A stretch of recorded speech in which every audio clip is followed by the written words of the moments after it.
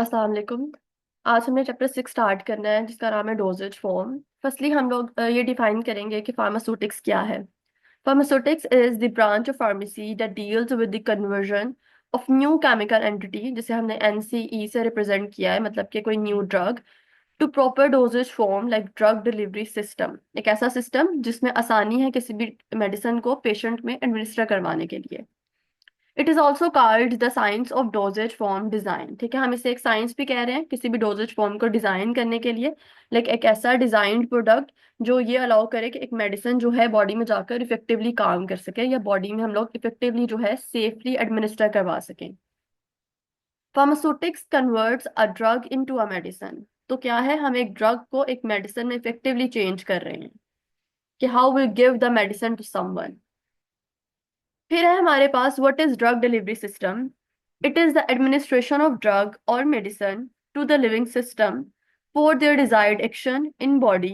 अब इसमें क्या है, हमने कोई भी ड्रग या मेडिसिन जो है किसी भी ह्यूमन बीइंग को आपने देनी है फॉर द पर्पस कि आपने किसी चीज को क्योर करना है, किसी इलनेस को क्योर करना है, आपने उसकी कंडीशन को मैनेज करना है। And prophylaxis of disease. What is prophylaxis? Prophylaxis is the prevention of any disease. Medicines are drug delivery systems. They are means of administrating the drugs to the body in a safe, efficient and convenient manner. आप चाहते हैं कि जो medicine हैं, जो एक drug delivery system आपने बनाया है जिसके जरिए जो दवाई है वो जाएगी बॉडी में और किसी न किसी चीज को ट्रीट करने के लिए या प्रिवेंट करने के लिए यूज करेगी। आप चाहते हैं कि ये पूरा काम जो है एक सेफ और एफिशिएंट मैनर के अंदर हो। तो it is the thing which we will do by the help of drug delivery system. फिर आपके पास है व्हाट इज डोजेज फॉर्म।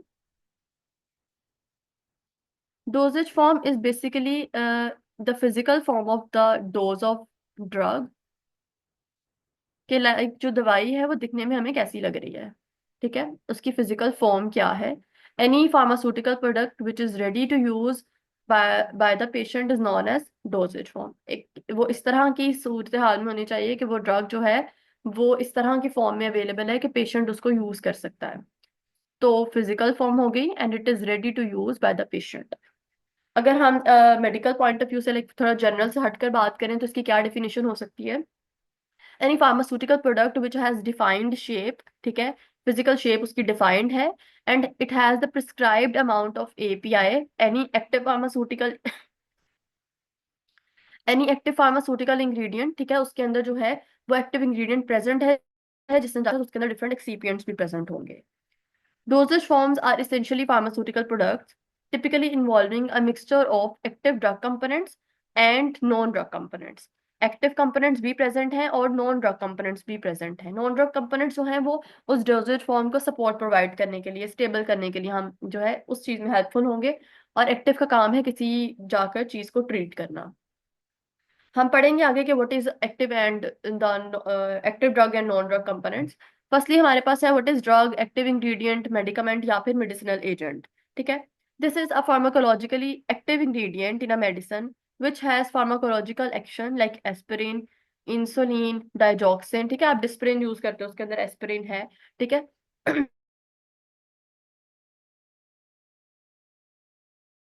ताकि ट्रीट करना है, इसे हम मेडिसिनल एजेंट भी कहते हैं, एक्टिव ड्रग भी कहते हैं, मेडिसिन भी कहते हैं।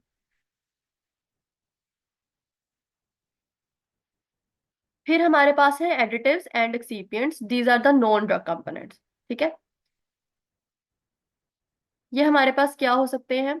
Additives are the substances other than the active ingredient. ये सारे वो सब्सटेंसेस हैं जो लाइक सॉल्ट आपका नहीं है, उसके अलावा जितने भी सब्सटेंसेस आपने ऐड किए हुए हैं जिसका ट्रीटमेंट में कोई भी रोल नहीं है, वो हमारे पास एडिटिव्स या फिर एक्सीपिएंट्स हैं।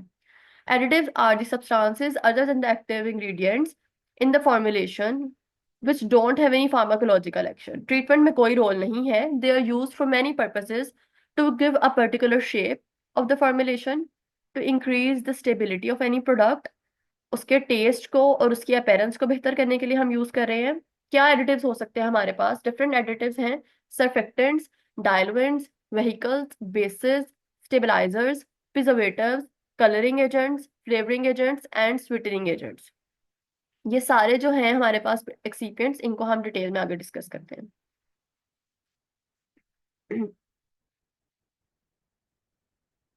सबसे पहले हमारे पास है व्हाट आर व्हीकल्स। व्हीकल्स कोई भी ऐसा मीडियम है जिसके अंदर हमने अपने जो भी इंग्रेडिएंट्स हैं उसको डिसॉल्व करवाया हुआ है, सस्पेंड करवाया हुआ है, मिसिबल करवाने की कोशिश की हुई है. So it may be described as any medium in which the ingredients of the formulation are dissolved, suspended या फिर dispersed. ये जो व्हीकल है, it is a general term जो हम किसी भी लिक्विड, सेमी सॉलिड या फिर सॉलिड सब्सटेंसेस के लिए यूज कर रहे हैं. अगर तो हमने लिक्विड यूज किया है, when a liquid is use to dissolve or suspend the medicine, तो हम उसके लिए जो है वो वर्ड यूज कर रहे हैं व्हीकल का. ठीक है, जिसमें आपके पास डिफरेंट एग्जांपल्स आ सकती हैं: water, aromatic waters, water for injection जो स्टीराइल वाटर होता है, ठीक है, ग्लिसरीन, प्रोपाइलीन ग्लाइकोल्स या फिर डिफरेंट ऑयल्स. इसके अंदर आप किसी भी ड्रग को डिस्पर्स करवाओगे, सॉल्युबल करवाओगे या फिर सस्पेंड करवाओगे, तो ये हम लोग इस मीडियम को बोलेंगे व्हीकल. लेकिन अगर आप कोई सॉलिड या सेमी सॉलिड चीज यूज कर रहे हो, उसे हम बोलेंगे एज अ बेस, और उसके अंदर आपने अपने इंग्रेडिएंट्स जो भी होंगे फॉर्मुलेशन के, उसको मिक्स किया होगा, और एट द एंड वो इंग्रेडिएंट्स जो हैं आपकी जो भी फॉर्मुलेशन है उसको पर्टिकुलर शेप देगी या फिर उसके जो वेट है उसको इंक्रीज करेगी. Generally, these are also used for the preparation of ointment and suppositories. आप ointment और suppositories बनाते हुए bases यूज करते हो, मतलब कि वो मीडियम, सेमी सॉलिड या सॉलिड मीडियम, जिसमें आप अपनी इंग्रेडिएंट्स को डिसॉल्व करवाते हो, मिक्स करवाते हो. अगर हम ऑइंटमेंट बेसिस की बात करें, we have different examples like soft paraffin, liquid paraffin, wool fat, wool alcohol and beeswax. और इन कंट्रास्ट हमारे पास जो सपोजिटरी बेसिस है, इसमें हमारे पास थियोब्रोमो ऑयल आ जाता है, ग्लिसरोजालेटिन एंड पॉलीथाइलीन ग्लाइकोल्स. जब आप आगे सेमी सॉलिड जो है आपकी डोजेज फॉर्म्स वो आप पढ़ेंगे. सेमी सॉलिड के अंदर आपके पास आएंगी, सॉलिड के अंदर सॉरी आपके पास आएंगी सपोजिटरी बेसिस, और ऑइंटमेंट वगैरह आपके पास आ जाएंगी सेमी सॉलिड के अंदर. उसमें आप डिटेल में सारी बेसिस जो है उन्हें डिस्कस करेंगे. अभी के लिए नेक्स्ट आपके पास है diluents. What are diluents? These are the inert substances, they are very important excipients. ठीक है, ये जो है बेसिकली आपकी फॉर्मुलेशन का बल्क जो है उससे इंप्रूव करते हैं, आपकी फॉर्मुलेशन के वेट को इंक्रीज करते हैं. ठीक है. Liquids which are used as vehicles may be specifically used as diluents, but for oral preparations, water is most suitable diluent. वो लिक्विड व्हीकल्स जो आप लाइक वो लिक्विड जो आप एज अ व्हीकल यूज कर रहे हो, obviously वो आपकी फॉर्मुलेशन का जो वेट है उसे भी इंक्रीज कर रहे हैं. लेकिन हम कहते हैं कि अगर हमने कोई ओरल प्रेपरेशन यूज की है, उसके लिए जो मोस्ट सुटेबल डायलुएंट है वो वाटर है. Solid diluents are included in the formulation of powders, granules या फिर tablet capsules. उसके लिए आप जो diluents यूज कर रहे हो वो solid है. When they are used to increase the bulk of other materials for easy conversion into proper dosage form. ये क्या करेंगे? मटेरियल्स के bulk को improve करेंगे और आपकी जो भी proper dosage form, tablet बना रहे हो, कैप्सूल बना रहे हो, उसकी conversion आसान हो जाएगी. Important drug diluents are incorporated to increases the bulk so that they can be weighed easily. जब आपने डायलूएंट्स ऐड किए हैं बल्क इंप्रूव करने के लिए, तो आप उसको वे कर सकते हो बहुत आसानी के साथ. क्या आप डायलूएंट्स ऐड कर सकते हो? केओलिन, लैक्टोज, स्टार्च, सॉर्बिटोल या फिर पाउडर्ड सेलुलोज. नेक्स्ट जो आपके पास एक्सीपिएंट है वो है हमारे पास बाइंडर्स. ठीक है, बाइंडर्स क्या करते हैं? Binders are the excipients are the substances which are used for the adhesion of powder substances in tablet granulation. Like आपने टैबलेट के अंदर जो भी मटेरियल ऐड किया उसको आपस में बाइंड करने के लिए, जोड़ने के लिए आप जो भी चीज ऐड कर रहे हो वो बाइंडर्स हैं आपके पास, जिसमें अकेशिया है, सोडियम कार्बोक्सी मिथाइल सेलुलोज है, gelatin and liquid glucose. These are the examples of binders which are used to attach the powder particles together. Tablet disintegrants क्या होते हैं? ये वो इंग्रेडिएंट्स, वो सब्सटेंसेस हैं जो एक टैबलेट की ब्रेकअप जो है इनटू स्मॉलर पीसेस उसे प्रमोट करेंगे. आपको पता है कि जब आप टैबलेट इंजेस्ट करते हो, बॉडी में जाकर वो टैबलेट छोटे छोटे पीसेस में कन्वर्ट होती है. क्यों कन्वर्ट हो रही है? ताकि उसमें से जो ड्रग है वो रिलीज हो जाए. तो इस डिसइंटीग्रेशन के लिए हम लोग डिसइंटीग्रेंट्स ऐड करते हैं जो प्रमोट करते हैं उस ब्रेकअप को. क्या एग्जांपल्स हैं? Starch, microcrystalline cellulose, carboxy methyl cellulose, sodium alginate and alginic acid. Next excipient है लुब्रिकेंट्स या फिर एंटी एडहेरेंट्स. लुब्रिकेंट्स वो सब्सटेंसेस हैं जो प्रिवेंट करते हैं कि जो टैबलेट आपने डाइज और पंचेस में डाली हुई है ड्यूरिंग कंप्रेशन या ड्यूरिंग कोटिंग या जिस भी प्रोसेस के अंदर, तो उसके अंदर जो है वो टैबलेट स्टिक ना करे उन डाइज और पंचेस के साथ और फिर टूटे ना. ठीक है ना. तो इसके लिए स्मूथ टैबलेट फॉर्मुलेशन जो है उसे फॉर्मेशन को हम लोग प्रमोट कर रहे होते हैं. क्या सब्सटेंसेस आप यूज कर सकते हो लुब्रिकेंट्स के तौर पर? Magnesium stearate and talc. इसके अलावा भी होते हैं but these are the major common. फिर है guidance. They are use in tablet and capsule formulation to improve the flow properties. एक पाउडर की जो फ्लो प्रॉपर्टीज हैं उसे इम्प्रूव करने के लिए हम गाइडेंस ऐड करते हैं, जिसमें एग्जांपल है क्लोइडल सिलिका या कॉर्न स्टार्च और टार्क। नेक्स्ट आपके पास आ जाते हैं surfactants which are the surface active ingredients.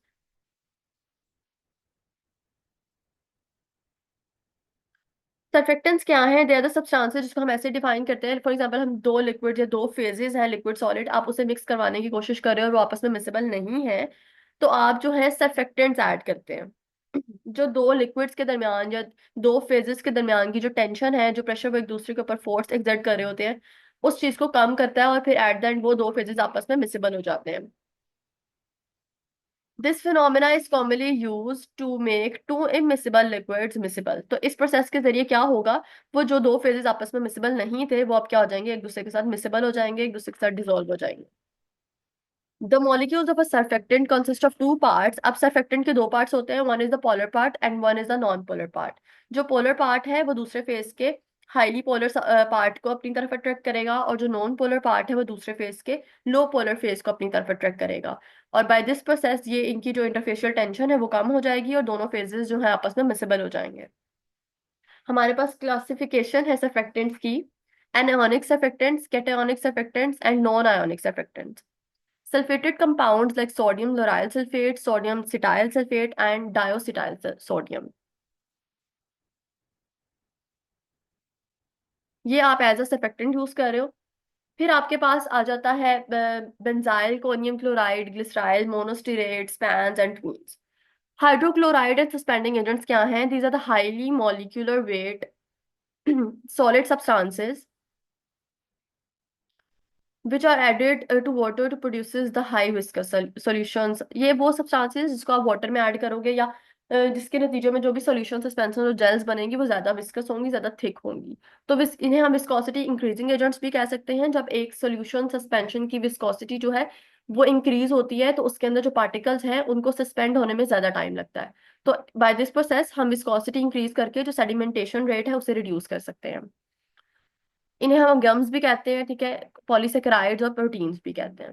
क्या क्लासिफिकेशन है इसकी? Natural, semi synthetic and synthetic.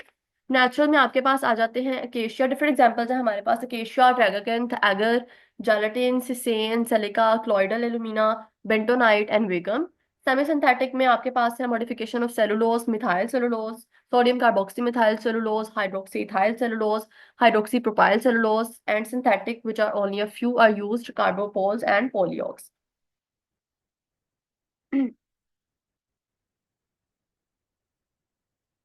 फिर आपके पास डिफरेंट स्टेबलाइजर्स हैं। स्टेबलाइजर्स क्या करते हैं? स्टेबलाइजर्स जो है उनकी कैपेबिलिटी होती है कि वो किसी भी फॉर्मुलेशन को स्टेबल रखेंगे, ठीक है, उसकी जो फिजिकल प्रॉपर्टीज हैं, उसकी जो भी केमिकल माइक्रोबायोलॉजिकल प्रॉपर्टी है उसे मेंटेन करेंगे। सो स्टेबिलिटी में क्या आता है? The capability of a formulation in a specific container to remain within its physical, chemical, microbiological, therapeutic and toxicological specifications. अब इसको हम कैसे कंट्रोल कर सकते हैं? हम लोग different stabilizers, stabilizing agents use करते हैं by the by this purpose. First आपके पास आ जाते हैं एंटीऑक्सीडेंट्स। एंटीऑक्सीडेंट्स क्या करेंगे? वो प्रिवेंट करेंगे जो भी प्रिपरेशन है उसकी ऑक्सीडेशन नहीं होने देंगे, उसको ऑक्सीडेशन के प्रोसेस से खराब नहीं होने देंगे। क्या एग्जांपल्स हैं? Ascorbic acid, sodium ascorbate, sodium bisulphide and tocopherols. तो ऑक्सीडेशन के प्रोसेस को रिड्यूस कर रहे हैं। What are the chelating agent? These are substances जो चिलेट्स हैं वो नहीं बनने देंगे। ये स्टेबल वाटर सॉल्युबल कॉम्प्लेक्सेस बना लेते हैं और उन मेटल्स को बॉडी से एलिमिनेट करवा देते हैं। So these are the chelating agent जो चिलेट बनाकर मेटल को बॉडी से एलिमिनेट करवाते हैं। दीज मेटल्स ये क्या हो सकते हैं? ये मेटल्स आपकी जो प्रोडक्ट है फॉर्मुलेशन उसकी इंस्टेबिलिटी को प्रमोट कर सकते हैं, तो इसलिए हम लोग उसको रिमूव करवाकर प्रोडक्ट की स्टेबिलिटी को इम्प्रूव कर रहे हैं। इसमें हमारे पास एग्जाम्पल आ जाती है एडिटेट डाइसोडियम की। Then we have the buffering agents जो किसी भी फॉर्मुलेशन के पीएच को जो है वो इम्प्रूव करेंगे, मेंटेन करेंगे। ये हमारे पास एसिडिक भी होते हैं, बेसिक भी होते हैं। डिफरेंट एग्जांपल्स हैं sodium citrate, sodium acetate, potassium phosphate. What are anti microbial preservatives? Basically ये वो हैं जो किसी भी फॉर्मुलेशन के अंदर माइक्रोबिया की ग्रोथ को प्रिवेंट करते हैं, माइक्रो ऑर्गेनिजम्स को इनहिबिट करते हैं, ठीक है। इमल्जन, सस्पेंशन, हमारे पास डिफरेंट लिक्विड डोजेज फॉर्म्स हैं जो क्या है, सपोर्ट प्रोवाइड करती हैं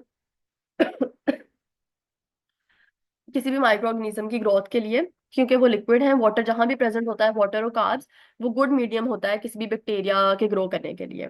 तो उसके लिए हम क्या करेंगे, जैसे हमारी लिक्विड प्रेपरेशंस हैं, हमारी पेरेंट्रल प्रेपरेशंस हैं, ऐसी प्रेपरेशंस जो मल्टी डोज कंटेनर्स में होती हैं, जिसको आप एक दफा ओपन करके बार बार डिफरेंट डोजेस में यूज कर रहे होते हो, तो उनको प्रिजर्व करने के लिए आपको एंटी माइक्रोबियल प्रिजर्वेटिव जो है वो ऐड करने पड़ते हैं।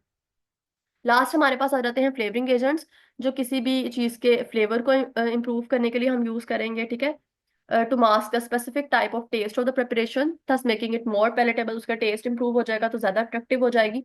डिफरेंट एग्जांपल्स हैं cherry, banana, pineapple, peppermint, lemon, orange, rose, vanilla and menthol.